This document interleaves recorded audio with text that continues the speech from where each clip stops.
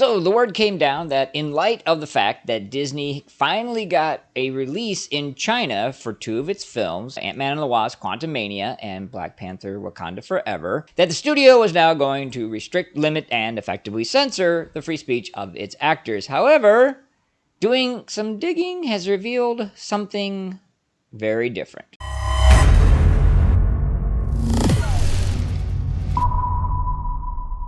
So the origin of this rumor and report start with a Hollywood Reporter announcement that Walt Disney Marvel had finally gotten a release in China on 2 of their films. The article reads that at long last, Marvel and Walt Disney appear to be getting a break in China. The studio superhero tentpoles Black Panther: Wakanda Forever and Ant-Man and the Wasp: Quantumania both have locked down China release dates, ending a de facto 3.5-year ban on all Marvel movie releases in the country. A pattern that cost Disney hundreds of millions in potential ticket revenue. And then it gives the dates. And finally, it mentions the fact that there was no other film from Phase 4 that got released in China. In fact, the last films to get released were Spider-Man: Far From Home and Avengers: Endgame, which was almost 4 years ago, 2019. And then they give the list of the films that had been blocked.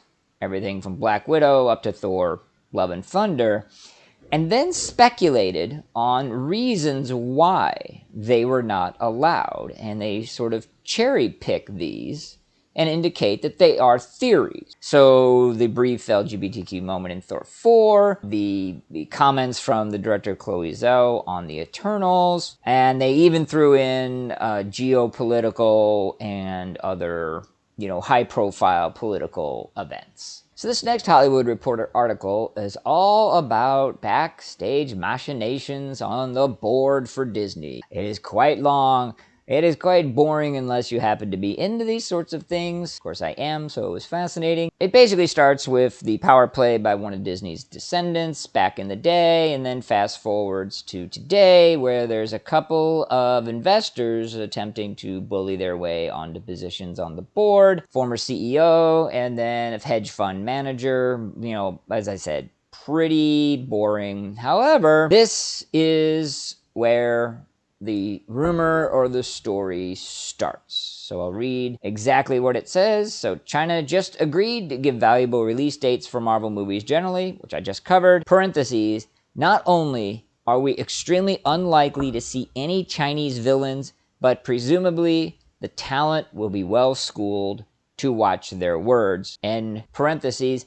And that is the only mention in the entire article. So the article was written by Kim Masters and Alex Wiepren, and that little snippet in parentheses was, I'm sorry to say, their opinion. And that's it. I'm not disparaging the news reporting going on about this. Once again, hey, it's all about getting clicks. It's always about getting people interested in your videos. But at the end of the day, I have to be honest and report that there is no real indication that Disney is going to strangle the free speech of their actors. It is merely opinion of 2 Hollywood Reporter writers. That doesn't say it isn't going to happen. They bring up in another article subsequent to this fact that John Cena, back in the day, when he was promoting a Fast and the Furious film, mentioned Taiwan as a country. China doesn't view Taiwan as a country. And he had to go on the most simp, ass-licking apology that I've seen in forever. 你好，中国，这是焦西呢。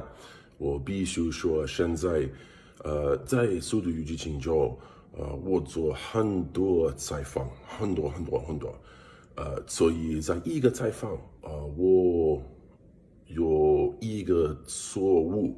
So the fact that that happened is, I think, where they're operating on the idea that moving forward, to avoid that scenario, Disney Marvel will put a clamp down on what its actors say. Now, I can't say that they won't try. They definitely will. But I think that especially like in the case of John Cena, not that he's a stupid man or anything else, but he simply wasn't aware of the geopolitical situation. Also, the geopolitical situation is fluid. So what might be acceptable one day in China is not the next, and is again 6 months later. It's all ridiculous. It's all insane. As all things with China generally are. But at the end of the day, there's no stated corporate mandate from Disney Marvel that they're going to muzzle their actors. It is the opinion of two Hollywood Reporter writers, and an opinion that I share. Do you share? Please share in the comments section below. There's a lot of sharing going on. Obey your king. Subscribe to the channel and click the notification icon.